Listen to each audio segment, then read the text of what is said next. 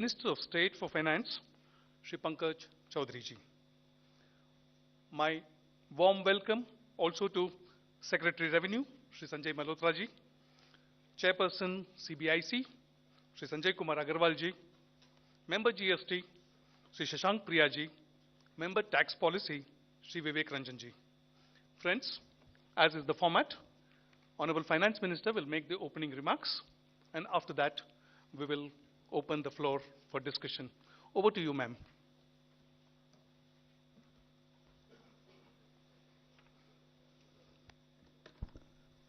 Thank you very much, and we are here to brief on the 52nd meeting of the GST Council and the decisions taken therein.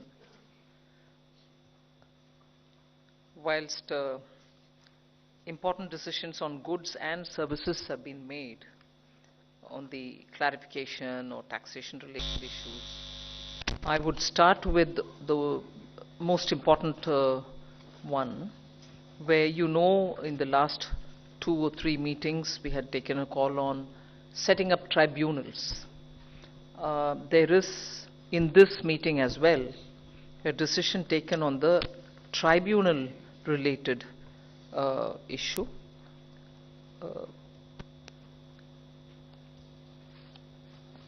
For the constitution of a GST Appellate tribunal, decision was already taken. We are now, the Council has today decided to make a few amendments to the decision taken earlier. They pertain to the judicial member and also for those from the lawyers community who may get appointed, particularly on the issue of their age. So the decision today is that the President and the members shall have a tenure up to a maximum age of 70 years. Earlier, this was 67. For the President and the members, it was 67 and 65 respectively. Whereas what we have now done is the tenure can be up to 70 and 67 respectively. For the President it is 70, earlier it was 67. For the member it is 67 now, earlier it was 65. You're all right, Girish? You want a clarification? It relates to the appointment and the age limit, maximum age limit of President and the members. As things stand before this amendment of today, the President shall have a tenure up to a maximum age of 67. Today, it is amended to be 70. The member would have a maximum tenure up to 67 after today's amendment. Earlier it was 65. So that is one amendment done. The minimum age of appointment, of course, was not specified earlier, but we are now saying for the appointment as President and member is recommended to be 50 years, minimum age.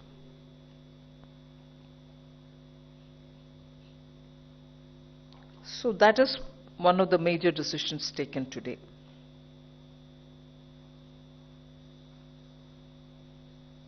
Now I go to issues related to goods. It's not mentioned here, that's why I'm... There was another subject to correction, I would like to say it. Advocates who could become judicial members, not technical members. Minimum age for entry is 50 years. We wanted it to be clear that advocates up to 10 years of experience. Am I right, Sanjay? Up to 10 years of experience they should have minimum to be able to be considered for appointment as a judicial member. So advocates are welcome, but they should have 10 years of minimum experience. So that is the other which is specified now. Then there are decisions taken on the goods and services. One of the most important, which I'd like to say with a sense of happiness, that the GST Council wanted to participate in the year of millets, and therefore GST's role in promotion of millets is seen in that.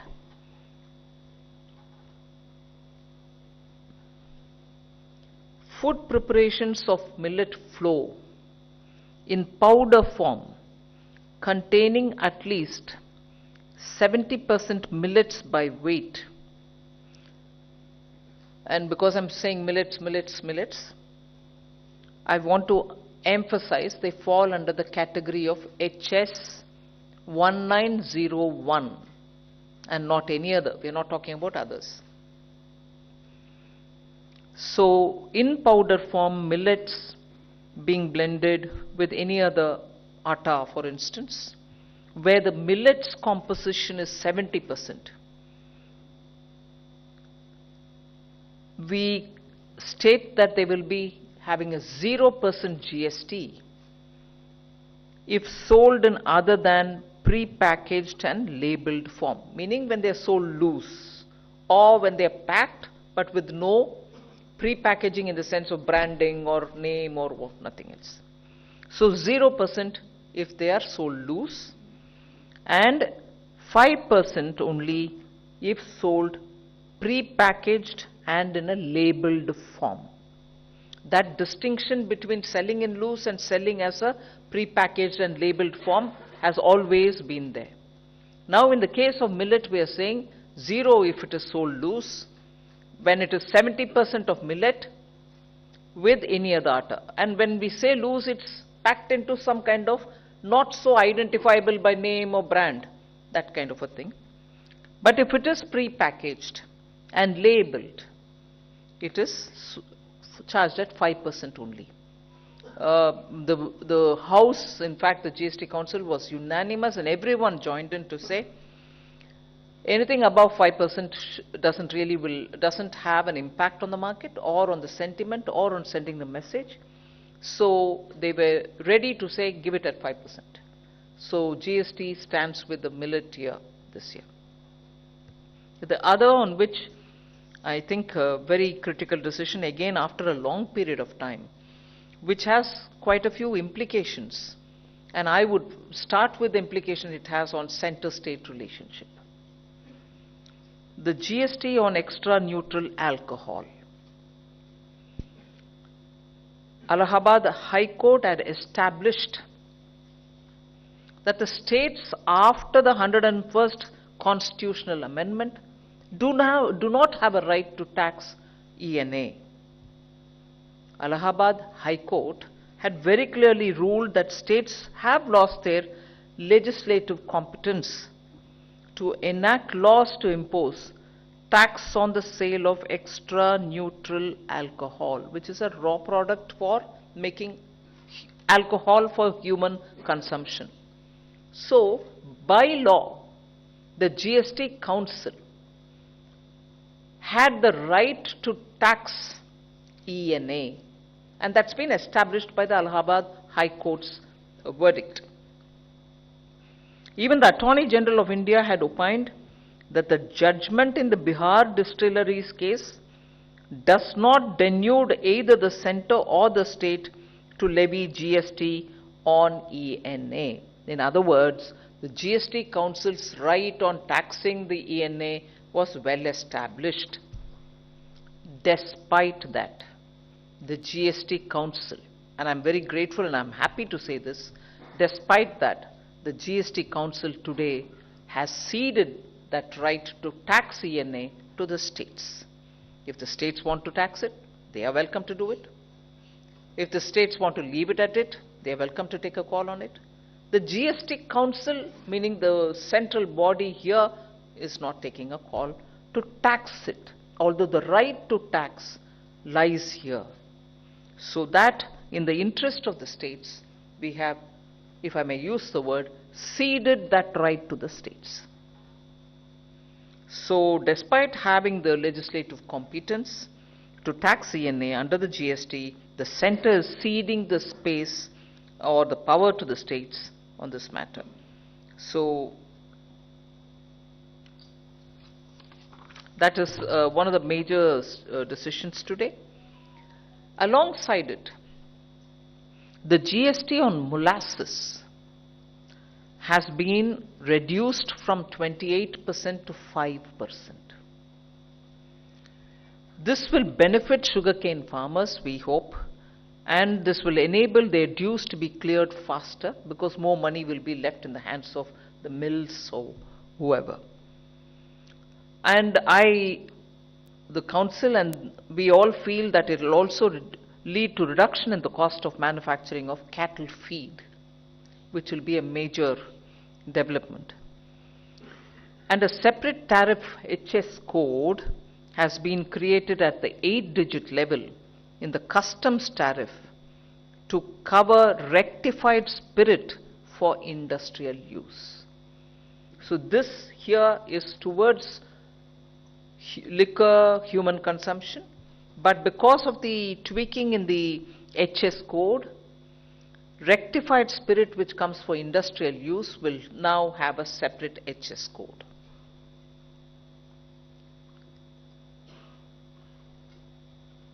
The GST rate notification will be amended to create an entry for extra neutral alcohol for industrial use. I read that again for you. The GST rate notification will be amended to create an entry for the ENA for industrial use, and that shall attract 18% tax. These were the major goods related. There are some more, I'm sure Revenue Secretary will elaborate on it. There is one item on the services which I'd like to highlight.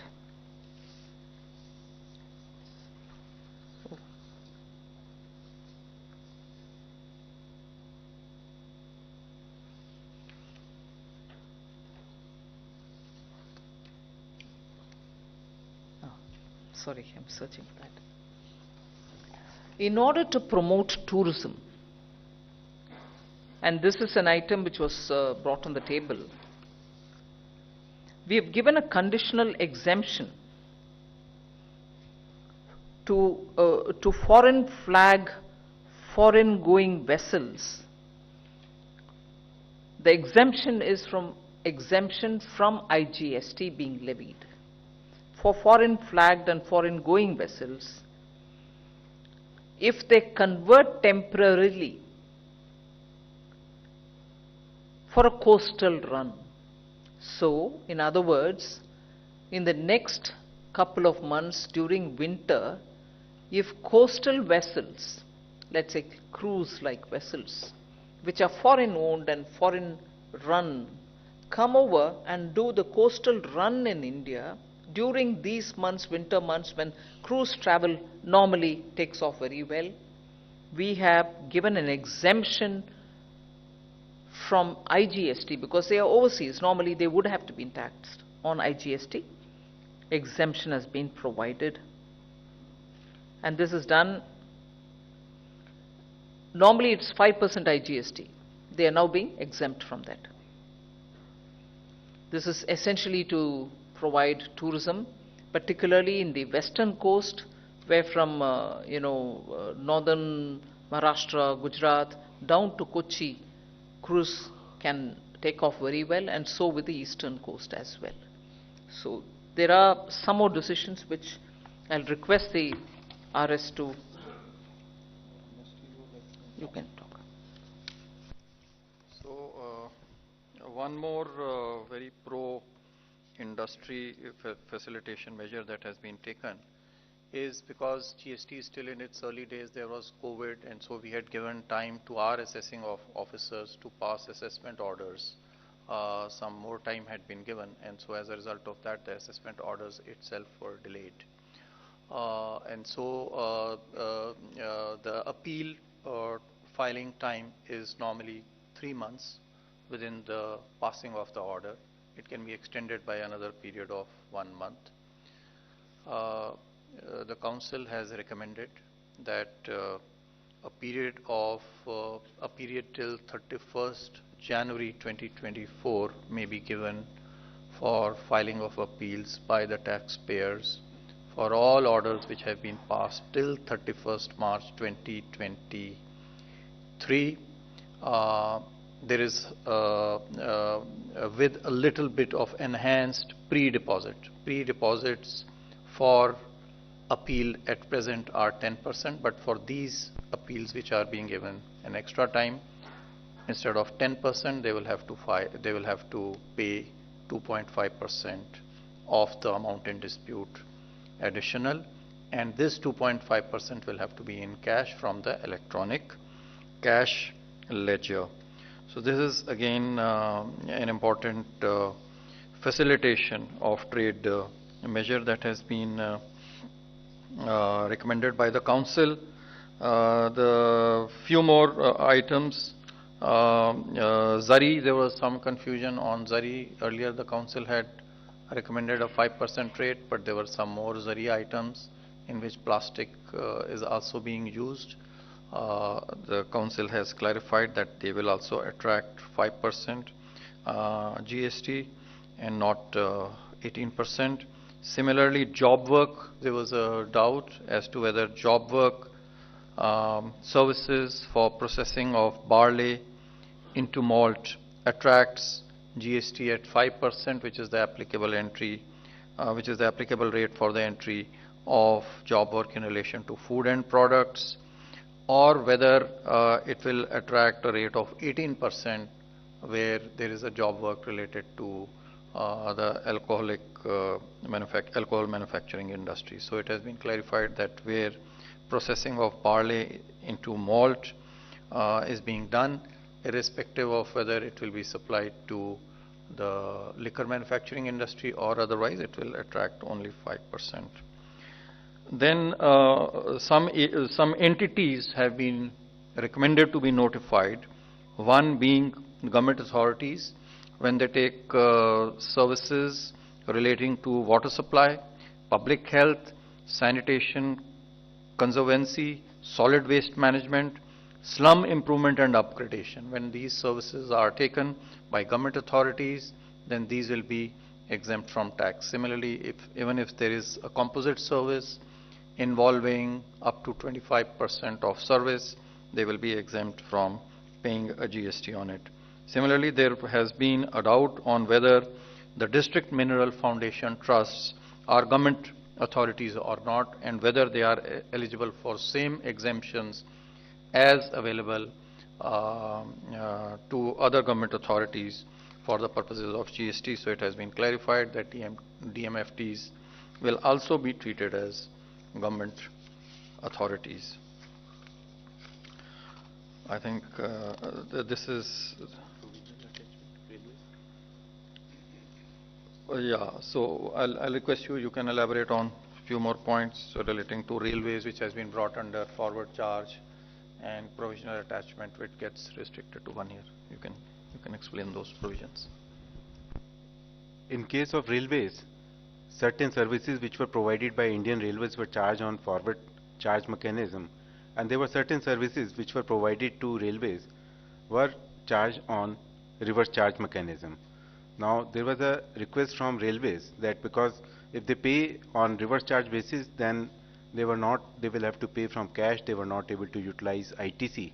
So the entire spectrum of services which are provided by railways will be now subject to forward charge, and ITC would also be available in discharging it. Certain exemptions which were provided when the service is provided by government agency, those have now been withdrawn.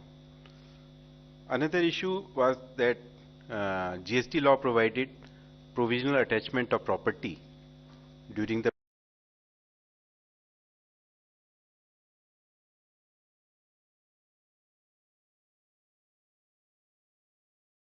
was that GST law provided provisional attachment of property during the pendency of investigation, and the period provided was 1 year. But in the GST rules, it was not clearly provided that when the form is issued, it will not be required to be mentioned that it will remain valid for 1 year. So now and what was happening was that once this was issued, attachment order was issued and say sent to bank, they were not releasing the provisionally attached account on expiry of 1 year and were waiting for explicit order from the tax authorities. So now this form has been aligned with the legal provision, and now in the form itself it will be mentioned that it will remain valid for 1 year, or if attachment is lifted before that, so whichever date is earlier.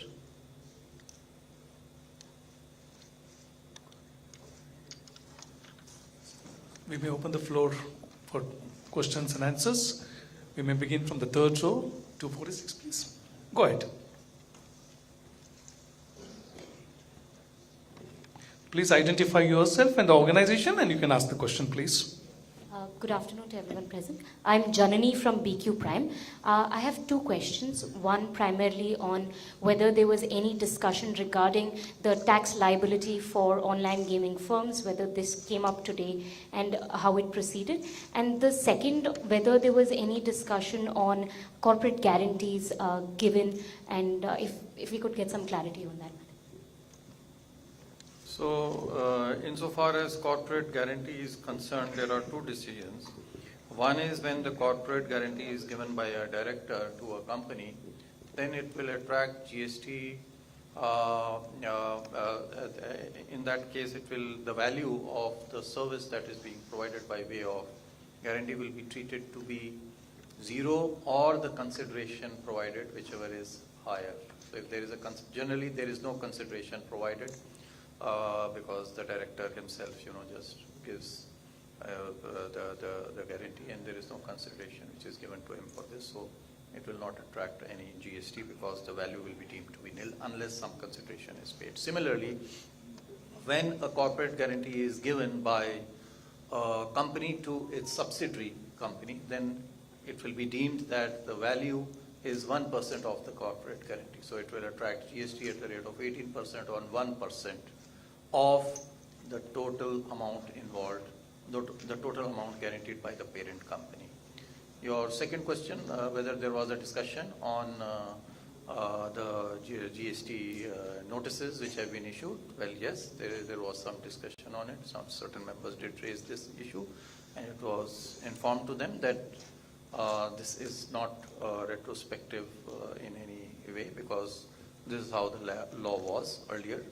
And the law has not been amended retrospectively. So these liabilities were already existing because the money online games played for bets with stakes, as was mentioned by me and others even earlier in the various press briefings, they were already attracting by the virtue of entry of betting and gambling. And so it is because the council has not decided anything for the past, it's a prospective legislation. So whatever was the law as it existed earlier, it was clarified to them that it is because of this that those notices have gone. Hi, this is Priyashmita from Informist Media. My question is with respect to the GST compensation cess. So a few states have said that there have been conversations about how to go about the cess collection and the continuation of it after 2026, how it is going to work out. So if one of you could please shed some light on what exactly were the discussions, and if there have been any continued representation from states to extend the compensation that was discontinued in June this year. Thank you. There was there was discussion on it. But from the point of view of, after paying the borrowed money and the interest due on it, the cess would be over and done with, meaning cess for the sake of compensation giving, compensation whether earned or borrowed, that cess completes its time. So the discussion was from the point of view of a perspective planning. Can the GST Council look at if there are ways in which cess or surcharge or something else can be used, if at all it can be used, how to use it, and so on. So we have agreed to have a discussion on the perspective plan angle to see how cess or surcharge can be used, and it was put on record that up to March 26, the cess that is being collected in the name of compensation, which is provided by the law, will go towards payment of the principal and the interest of amounts which were borrowed during COVID for payment of compensation.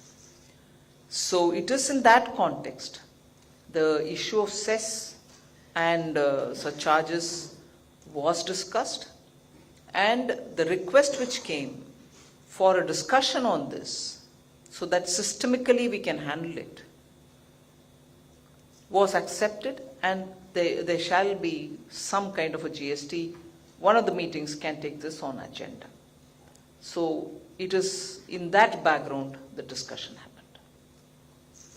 happened. Just to elaborate and clarify that there was no discussion on the compensation or extension thereof. It's only with respect to cesses, but not with respect to extension from June 2022, or that was not discussed at all. Hello ma'am, this is Sumit Chaturvedi from ET Now. Delhi Finance Minister in the morning, she said that the 28% GST on online gaming could jeopardize investments, lead to job losses. That's why she is opposing it. Any other states which were of the view on this issue? And second, something on the hostels also on GST came during the council meeting. Something on what? Hostels. No, there was no decision taken on the hostels. It's been deferred. Well, on the gaming, it was only the Delhi minister. On the casinos, it was the Goa minister. And this was taken under after the GST Council meeting was over, under any other item when people wanted to talk. Delhi minister's concern were more on the lines of, taxing them will kill a sunrise industry. Our youth need this industry. And also then taking up the issue of, notices which have gone to these companies. We heard her. But the fact that, and of course Delhi minister also highlighted that this decision has been discussed over 2.5, 3 years, and if the decision taken in the council is going to affect a young and youthful industry which has so much prospects, and so on. So that was the line taken by the Delhi minister. Wait a second. You have a question, please, and after that we'll go to the back row. Tarun from Z Tarun, Business. go ahead. Yeah. So, ma'am, I have two questions. One is on the reverse charge mechanism. There's a discussion, there's an agenda for the reverse charge mechanism for metal scrap. Is being discussed in the meeting? Any discussion on that? Secondly, ma'am, GST revenue is almost stabilized around 1.6 lakh crore. So is this the right time to expedite the rate rationalization scheme for the GST?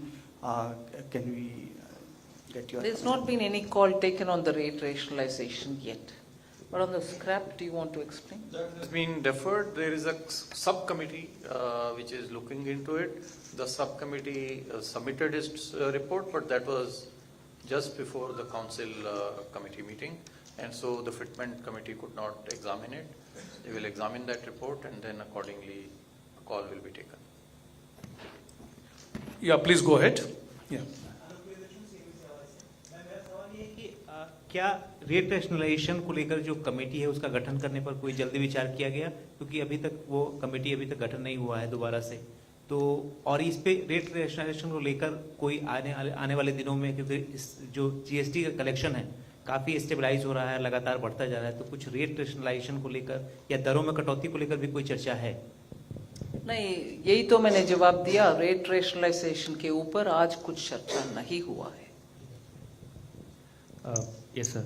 Prakash Pedashi from ET now, Swadesh. Ma'am, there are several notices with regard to ITC recovery against insurance companies. So, any discussion on that in today's meeting? No, not on ITC recoveries. Ma'am, I am Monica from the New Indian Express. Ma'am, was there any discussion on application of GST on redevelopment projects by cooperative societies, as there are many cases related to transfer of development rights pending with several courts? And has the GOM on real estate submitted its report on it? No. Okay.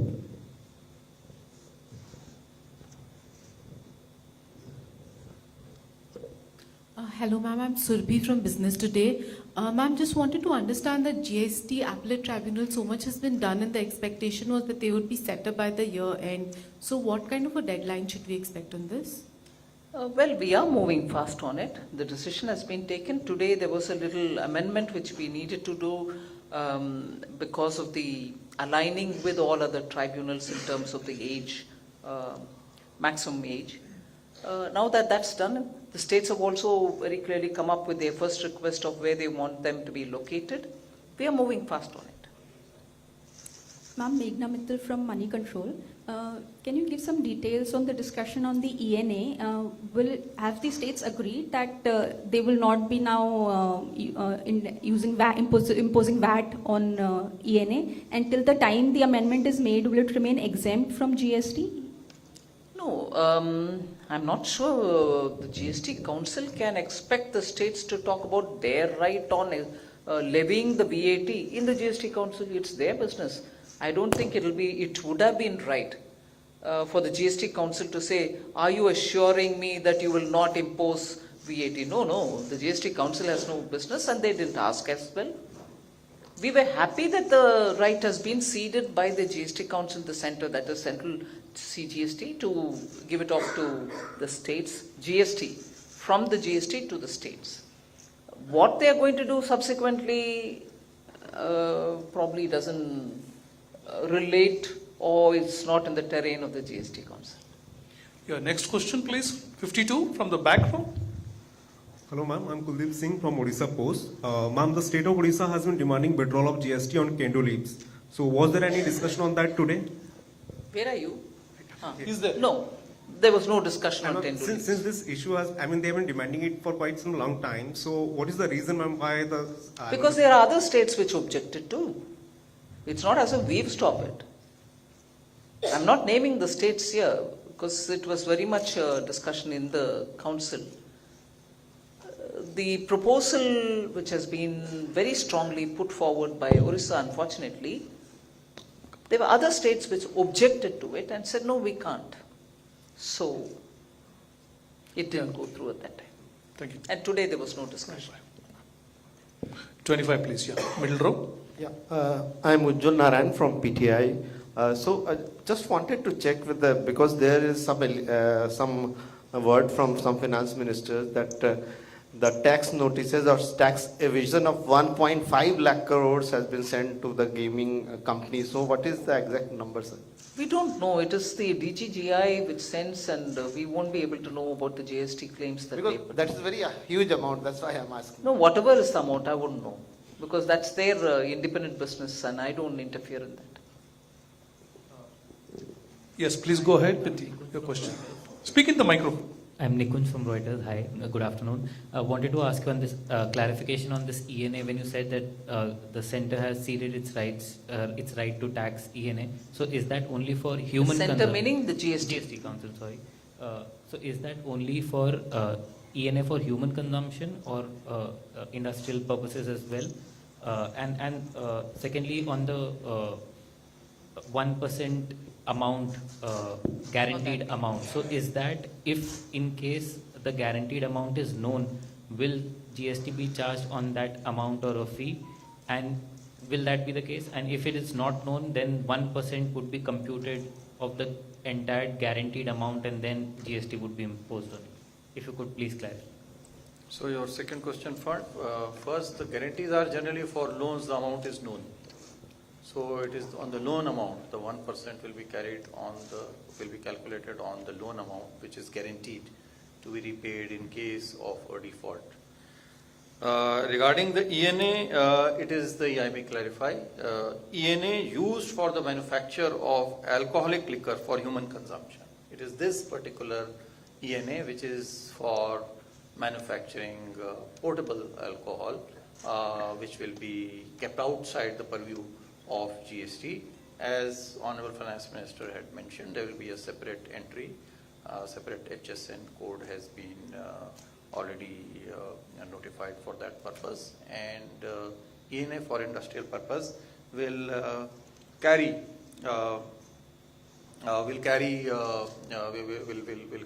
GST.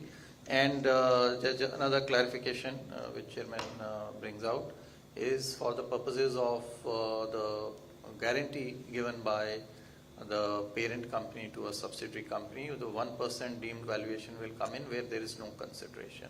In case there is a consideration which is paid, then it will be the consideration amount or 1%, whichever is higher. The next question will be from the corner, please, here.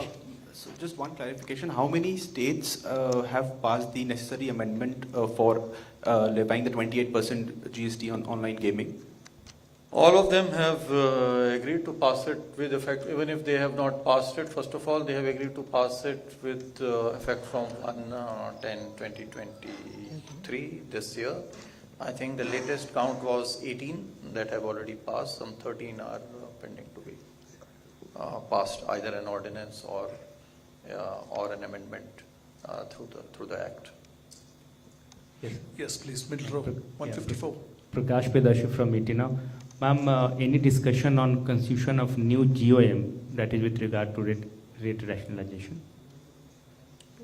Already answered no. I mean, this is not a GST agenda. It was not discussed. I think, if there are no more questions, we may wind up the briefing, madam. Thank you very much for the elaborate opening remarks as well as the